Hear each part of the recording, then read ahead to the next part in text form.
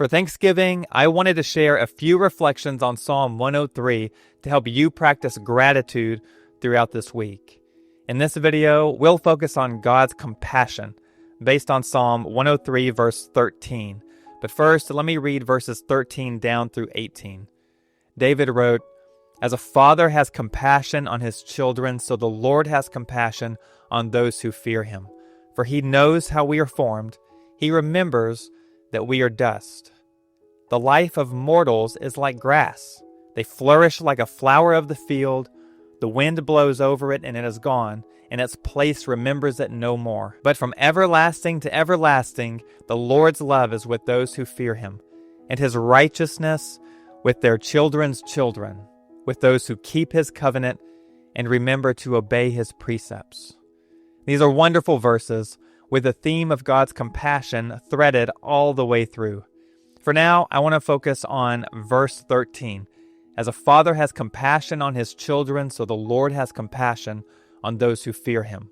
In this section, that compassion isn't directed toward us because we are sinners. That's the emphasis in verses 8 through 12. Instead, verses 13 through 18 speak of God's compassion arising toward us because of our nature, our frailty. We are made of dust.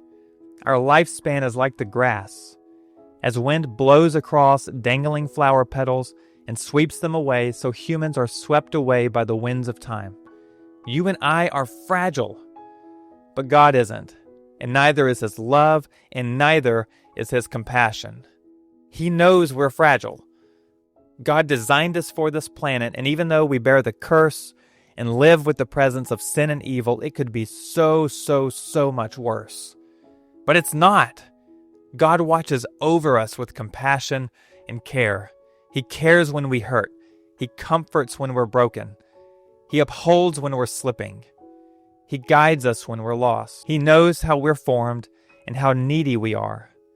Look, I know everything is not perfect in life, and for some, it may be excruciatingly difficult.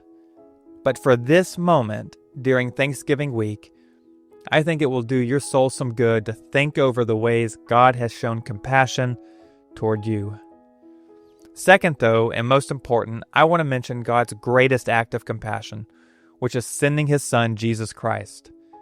There is an eternal compassion that God has on those who follow Jesus. This psalm describes Jesus' followers as those who fear God, who keep his covenant and remember to obey his precepts. Through Jesus' death and resurrection, we receive God's compassion to the max. Out of dust we all were made, and to the dust we all will return. But God's compassion toward his people will marshal his power and raise us up from the dust. He will not leave us there. And that's the second wonderful thing to be grateful for this Thanksgiving. So that's it for now. Thank you so much for listening. My name is Aaron Massey. I've been following Jesus and teaching the Bible for more than 15 years. I hope you're having a wonderful Thanksgiving.